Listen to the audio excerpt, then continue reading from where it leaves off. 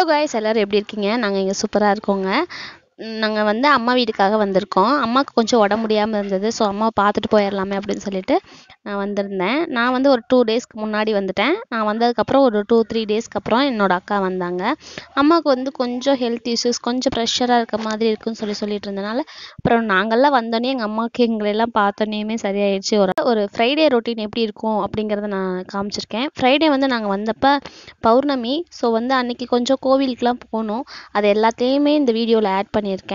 அம்மா பார்த்தீங்கன்னா அம்மா கிட்ட இருந்து தான் இந்த பழக்கங்கள்லாம் எங்களுக்கு வந்தது. எப்பயுமே வந்து வெள்ளிக்கிழமை ஆனால் வீடு ஃபுல்லாக க்ளீனாக இருக்கணும், பூஜை பாத்திரம் தேய்க்கணும், கோலம் போடணும். அந்த மாதிரி வந்து அம்மா நிறைய விஷயங்கள் சொல்லி கொடுத்ததுனாலே என்னமோ அவங்கள பார்த்து அந்த விஷயங்களை நாங்கள் அப்படியே கற்றுக்கிட்டோம். அம்மாவுக்கு நாங்கள் வந்ததுக்கப்புறம் ஓரளவுக்கு நல்லாவே ரெக்கவர் ஆயிடுச்சு. ஸ்கேன்லேருந்து எல்லாமே எடுத்து பார்த்தாச்சு. எல்லாமே நார்மல்னு சொல்லிட்டாங்க. நோ சுகர், நோ ப்ரெஷர் அப்படின்னு சொல்லிட்டாங்க. ஜஸ்ட் அவங்களுக்கு வந்து ஒரு கொஞ்சம் வந்து மனவலி. ஸோ அதெல்லாம் எங்களே பார்த்தோன்னே சரியாயிடுச்சு அம்மாவுக்கு. அம்மா வந்து நான் பூஜை பாத்திரம்லாம் கழுவுறேன், சாமிக்கு வந்து மஞ்சள் குங்குமம் அதெல்லாம் வந்து சாமி படத்துக்கு எல்லாம் அப்படி சொன்னனால நான் அதை எல்லாத்தையுமே வச்சிட்டு இருந்தேன்.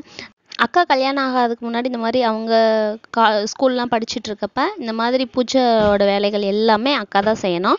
அக்காவுக்கு கல்யாணம் பண்ணி கொடுத்ததுக்கப்புறம் இந்த வேலையெல்லாம் அம்மா அப்படியே என்ன கண்டினியூ பண்ண சொல்லிட்டாங்க. ஸோ நான் கல்யாணம் பண்ணி போகிற வரையுமே அந்த பூஜை எல்லா ஒர்க்குமே நான் தான் பார்ப்பேன். அம்மா சொல்லி தருவாங்க இது அது அப்படி இப்படின்னு. இது வந்து எங்களோட கடை.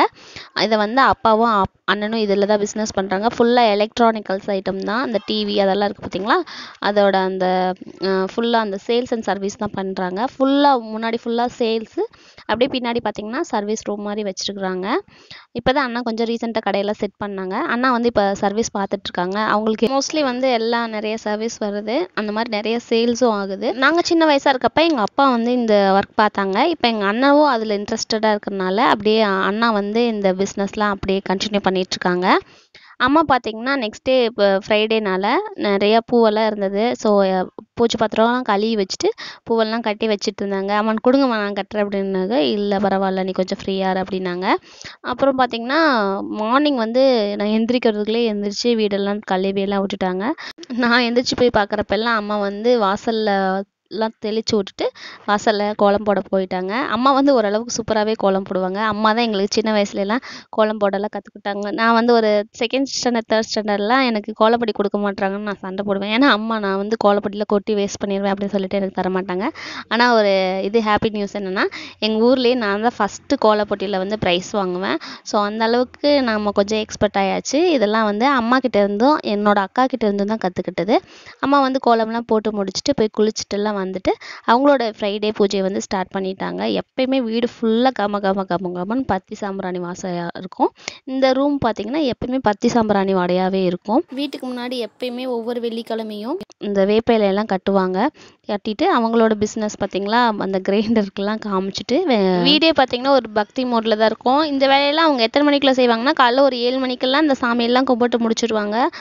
எப்பயுமே எங்கள் அம்மா வந்து 5 மணிக்கெலாம் எந்திரிச்சிருவாங்க. ஃப்ரைடேனா கொஞ்சம் இன்னும் இயர்லியாகவே எந்திரிச்சு அவங்களோட ஒர்க்லாம் பார்த்துருவாங்க. அவங்களோட இந்த வயசுக்கு வந்து அவங்க இவ்வளோ ஆக்டிவாக அவங்களோட வேலைகள்லாம் செஞ்சுட்ருக்காங்க. நம்மளாம் இன்னும் வந்து எப்படி இருக்கோம் அப்படிங்கிறதெல்லாம் நினைக்கிறப்ப கொஞ்சம் நமக்கே ஒரு ஷையான ஒரு ஃபீலிங்காக இருக்குது. இருந்தாலும் ஒரு ஹாப்பியாக ஒரு பக்தி மோடாக இருக்குது. இதுதான் வந்து எங்களோட பூஜை செல்ஃபு. ஆல்ரெடி நம்ம ஹோம் டூரில் காமிச்சிருப்பேன்.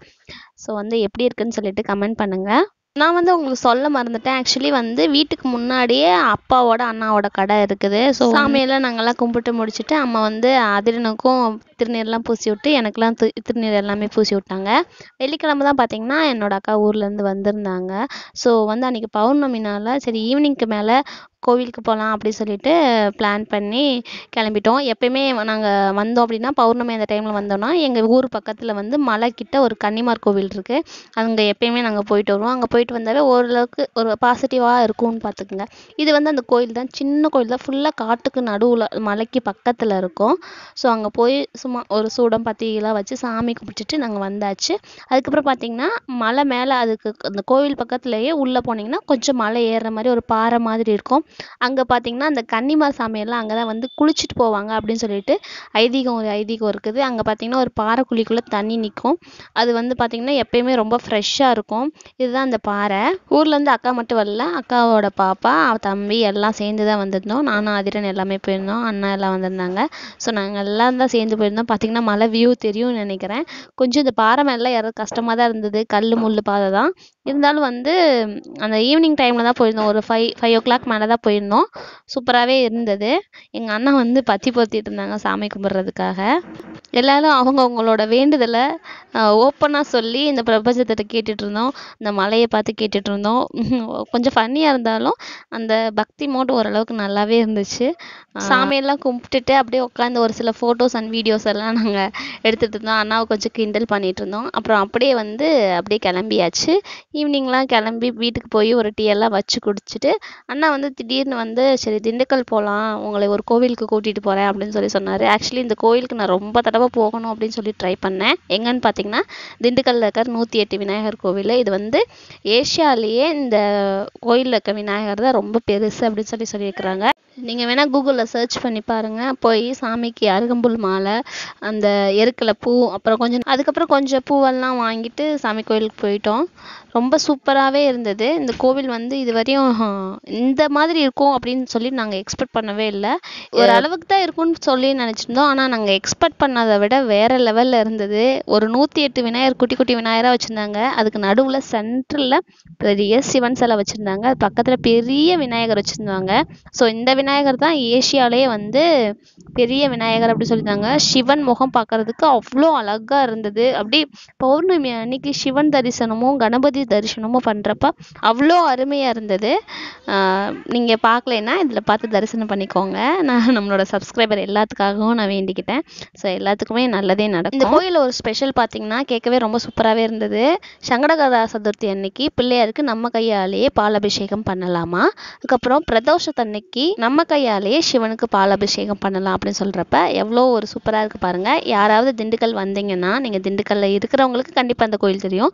வெளியிலேருந்து திண்டுக்கல் வந்தீங்க அப்படின்னா கண்டிப்பாக அந்த கோயில் பாருங்கள், அவ்வளோ சூப்பராக இருந்தது. இந்த கோவிலில் சிவனும் கணபதியும் தவிர மற்ற மதுரவீரன், கருப்பசாமி, சமயபுரத்தம்மன், பெருமாள், அகஸ்ன பைரவர், ஹயக்ரீவர், லக்ஷ்மி நரசிம்மர், இந்த மாதிரி ஏகப்பட்ட தெய்வங்களோட சிலை வந்து அங்கே இருக்குது. போனீங்கன்னா கண்டிப்பாக அந்த கோவிலை வந்து பாருங்கள். அதுக்கப்புறம் வந்து கோயிலில் போய் தரிசனம்லாம் பண்ணிட்டு வந்து திண்டுக்கல் டிமார்ட் போகலாம் அப்படின்னு சொல்லிட்டு நான் ஒரு சில திங்ஸ் எல்லாம் வாங்கியிருந்தேன். ஸோ அதை வீடியோட கடைசியில் காட்டியிருக்கிறேன், மிஸ் பண்ணாமல் பாருங்கள். டிமார்ட்குள்ளே ஒரு சில கிளிப்ஸ் தான் கிளிக் பண்ணியிருப்பேன். ஏன்னா மோஸ்ட்லி அங்கே இருக்க திங்ஸை பார்த்துட்டே நான் வந்து வீடியோ எடுக்க முடியல. ஸோ அதனால் வந்து குட்டி குட்டி கிளிப்ஸ் மட்டும் தான் நான் எடுத்திருப்பேன். அதில் இந்த ட்ராலியில் உட்கார வைக்கும் ஒரே ஹாப்பி ஆகிட்டாரு. அவங்க அண்ணா தான் உட்காந்து தள்ளிட்டு இருந்தான். அதுக்கப்புறம் இந்த திங்ஸை தான் எடுத்திருக்கோம். ஸோ நான் அதை எல்லாத்தையும் காட்டுறேன் உங்ககிட்ட. அவ்வளோதான், பில் போட்டுட்டு நாங்கள் கிளம்பியாச்சு. சரி டீ குடிக்கிற அந்த கிரேவிங்ஸ் இருக்கிறனால சரி அப்படியே போய் ஒரு ஷாப்பில் நிறுத்தி டீ குடித்தோம். வடமதுரையில் நின்று டீ குடித்தோம். நல்லா இருந்தது. இந்த பிளேஸ் ரொம்ப சூப்பராகவே இருந்தது. ஆக்சுவலி ஷாப் நேம் தெரியல. நான் அதில் தான் டீ கொடுக்கறதுக்கு முன்னாடி செமையாக இருக்குது அப்படின்லாம் அட்ராசிட்டிஸ் பண்ணிகிட்டு இருந்தான். ரொம்ப சூப்பராக இருந்தது இந்த பிளேஸ். அக்காவும் எனக்கும் இது வந்து புதுசாக இருந்தது இந்த பிளேஸு. ஃபஸ்ட் டைம் நாங்கள் இங்கே வந்திருக்கோம். டீ பார்த்தீங்கன்னா கப்பில் சர்வ் பண்ணியிருந்தாங்க. டீயும் வந்து அந்த டைமுக்கு ரொம்ப ஃப்ரெஷ்ஷாகவே இருந்தது. ரொம்பவே இந்த ட்ரிப் என்ஜாய் பண்ணோம். ஹோப் உங்கள் எல்லாத்துக்கும் இந்த வீடியோ பிடிச்சிருக்குன்னு நினைக்கிறேன். இப்போ நான் என்னென்ன வாங்கியிருக்கேன் அப்படின்னு வரிசையாக காட்டிடுறேன். ஆக்சுவலி இந்த க்ரீன் பாக்ஸ் கிட்டே இதெல்லாம் நான் வாங்கியிருந்தேன். ஒரு வாட்டர் பாட்டில், ஒரு 4 கப்ஸ் இது வாங்கியிருந்தேன். இது வந்து அண்ணா வாங்கியிருந்தாங்க. இது வந்து பாப்பாங்க, அவங்களுக்கு ஆளுக்கு ஒரு வாட்டர் பாட்டில் வாங்கிட்டு அப்புறம் கொஞ்சம் ஸ்நாக்ஸ் அதெல்லாம் வாங்கியிருந்தோம். இதெல்லாம் வந்து ரொம்ப எது கம்மியான ரேட்டில் இருக்குதோ அதை தான் பார்த்து வாங்கியிருந்தோம். எல்லாம் வந்து வாங்கியிருந்தேன். இது வந்து ஒரு அளவாக இருக்கும் இந்த டீ குடிக்கிறதுக்கு, ஒரு 21 ருபீஸு. சேம் இதுவும் அதே ரேஞ்சு தான். அதுக்கப்புறம் பார்த்திங்கன்னா இது வந்து 22 ருபீஸ்.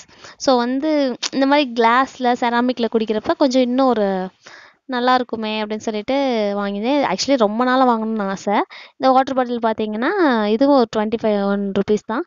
இது பார்த்திங்கன்னா வீட்டில் பூவெல்லாம் போட்டு என்ட்ரன்ஸில் வைக்கலாம் அப்படின்னு சொல்லிட்டு சரி இதுவும் வாங்கிடலாமே அப்படின்ட்டு இது வந்து 55 ருபீஸு. ஒரு சில திங்ஸ் ரேட் பரவாயில்ல, ஒரு சில திங்ஸ் எல்லாம் வந்து ரேட் எக்ஸ்ட்ரா தான் இருந்தது. நான் ஒரு 2 இயர்ஸ் முன்னாடி போயிருந்தேன். பட் இந்த தடவை கொஞ்சம் எக்ஸ்ட்ரா தான் இருந்தது. இது பார்த்தீங்கன்னா அண்ணா கடையில் எலுமிச்சம்பழம் போட்டு வைக்கிறதுக்காக இந்த கிளாஸ் வாங்கியிருந்தாங்க.